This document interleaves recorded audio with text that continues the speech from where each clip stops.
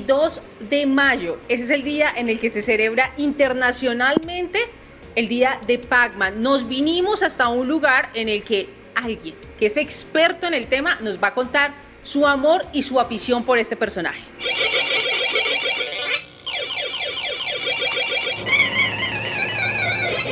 Mi nombre es Javier Pinto, soy coleccionista de videojuegos, tengo un negocio temático de videojuegos y un museo de videojuegos.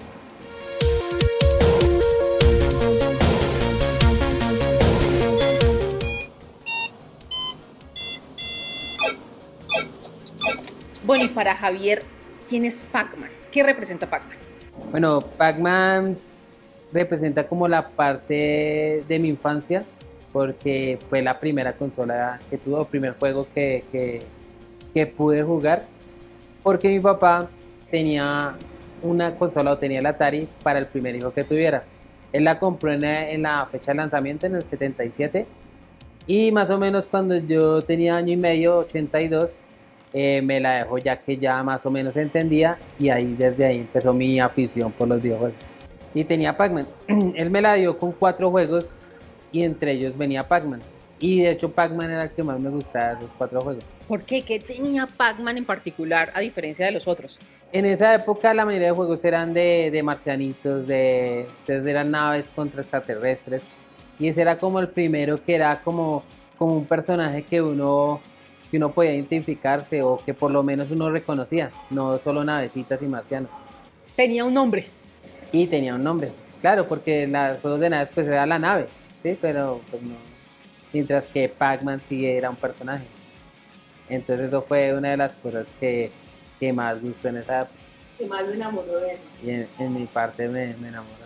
Pero al año y medio, ¿usted podía mover esa palanca? Sí, sí, sí, claro. Sí, yo jugaba y me acuerdo que ya como a los 4 o 5 años jugaba tanto que como esas palancas son duras, pues el control del Atari 2600 es duro. Ya de tanto jugar, me salían ampollas en las manos. ¿Cuál es ese control? Es un control que es negro, tiene la palanca larguita y un botón rojo.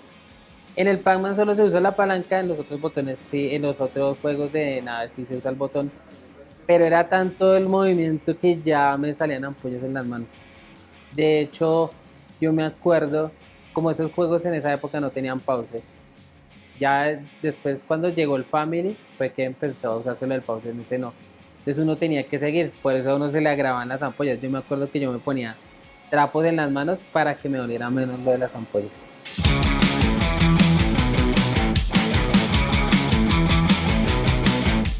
Usted feliz, pero sus papás. Ellos en esa época trabajaban y yo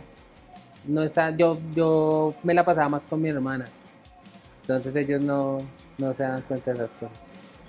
Yo creo que si se hubiera dado cuenta, de pronto no me la hubiera dejado tanto tiempo, me la guardaba más tiempo, porque él sí llegaba por épocas, me la guardaba, un ejemplo, 15 días, 20 días.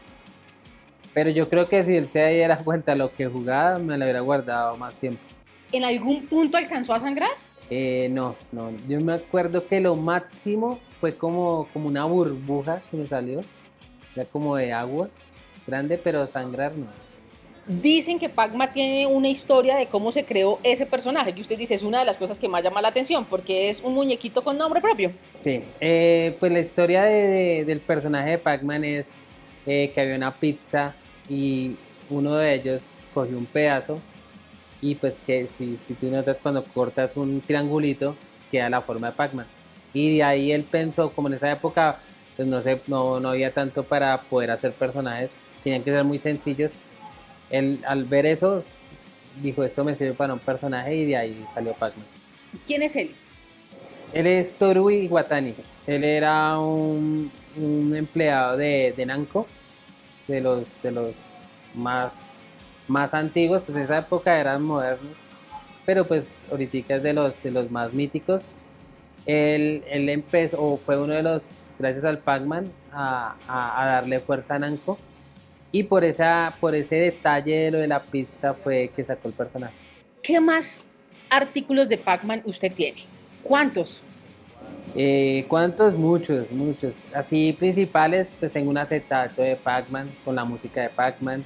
Tengo un teléfono de los 80 de Pac-Man.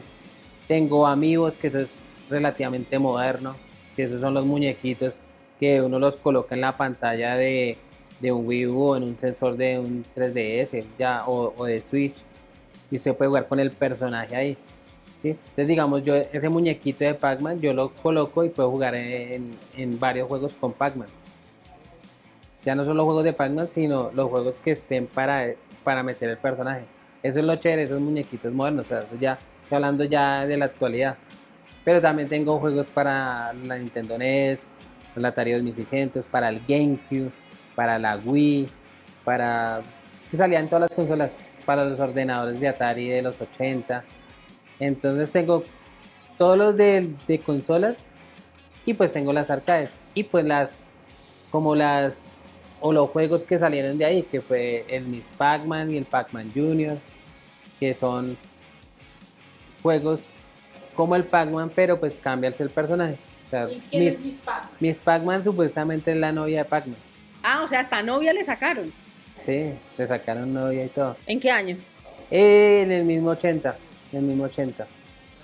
¿Por qué? Porque si uno juega el Pac-Man siempre tiene la misma pantalla, no cambia los mundos. En el Miss Pac-Man ya cambian los mundos. Y pues lo único que cambia entre Pac-Man y Miss Pac-Man en el personaje es que Miss Pac-Man tiene un moñito.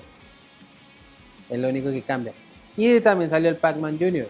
Se puede decir que es el juego, el primer juego menos violento, es decir, no utilizaba balas. Sí, de hecho por eso era el único, o sea, el único que en el control no usaba el botón porque no necesitaba no disparar. Entonces eso también gustaba mucho a los padres, porque pues también ver solo bala, pues no es como la bala de ahora que uno ve la sangre, pero pues era matar marcianos, ¿sí? Matar enemigos, matar, sí. Ese era el primero, aunque él también se come los fantasmas, pero pues tiene algo bonito entre todo. Si usted se come los fantasmas vuelven a vivir. Entonces no los está matando, ¿sí? Es solo como una forma de él salvarse. Entonces realmente era un juego que de pronto algunos padres se sentían tranquilos. Más familiar. Sí, exacto.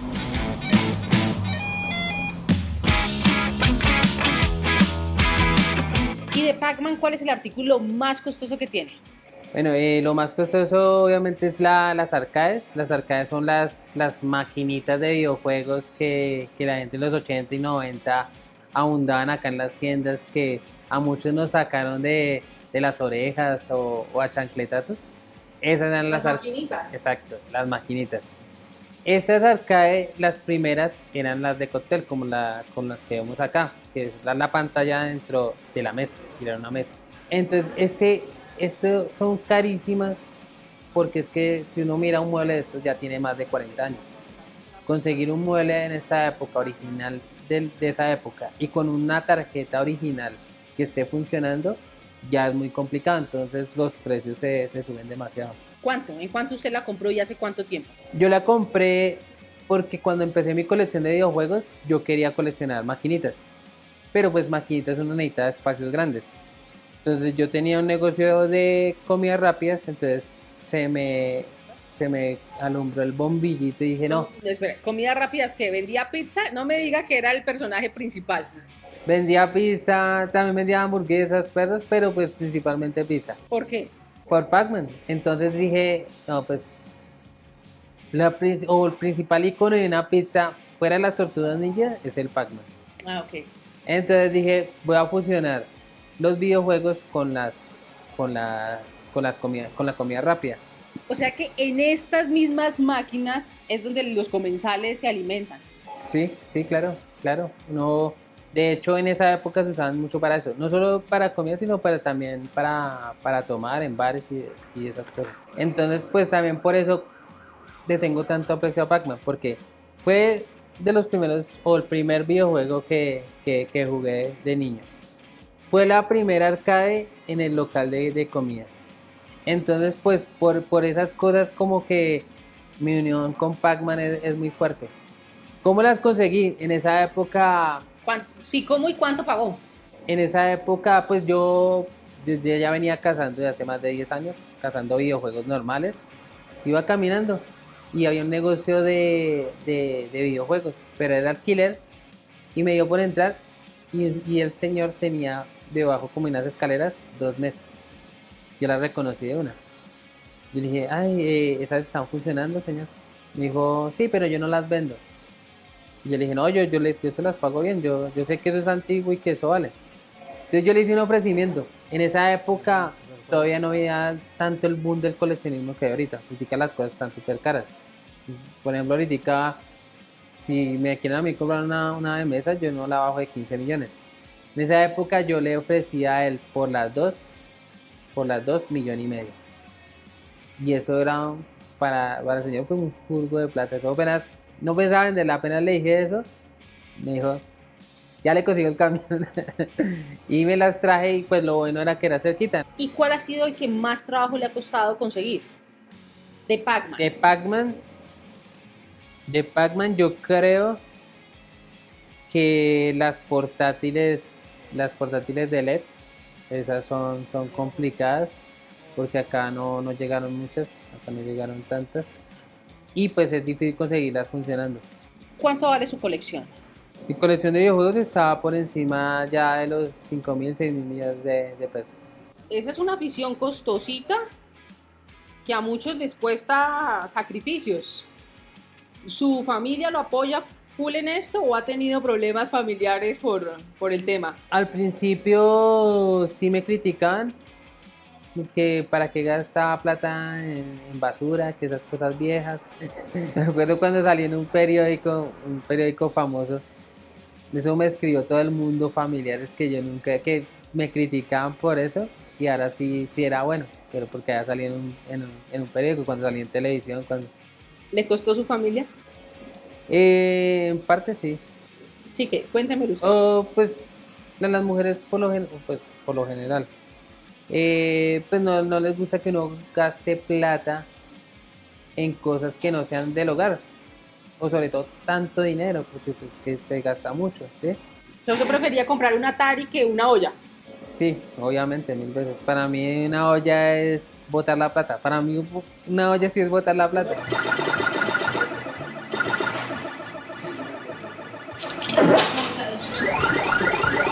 O sea, se puede decir que prácticamente le costó el matrimonio. Sí, en parte sí, en parte sí.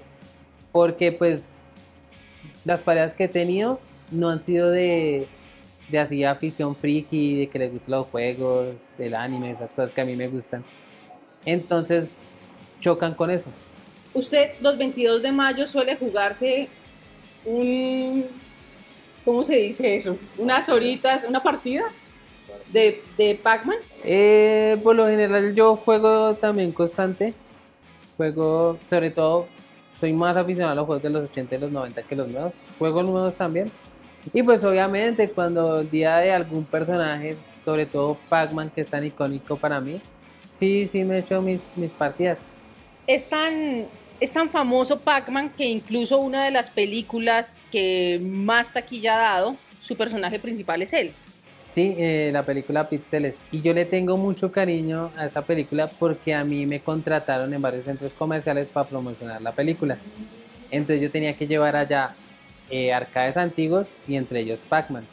Yo estuve en los principales de acá de Bogotá, estuve como en 8 centros comerciales y entonces llevaba los arcades, las de Pac-Man principalmente y las cositas de Pac-Man.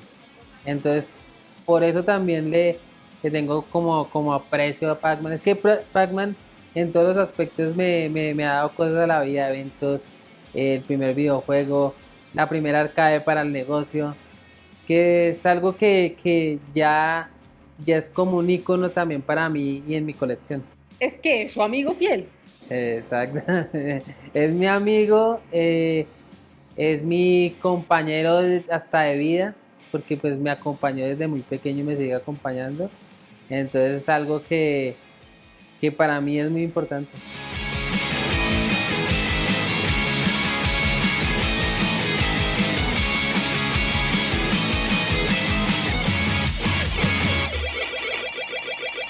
Muy seguramente, como Javier, hay muchos aficionados a Pac-Man.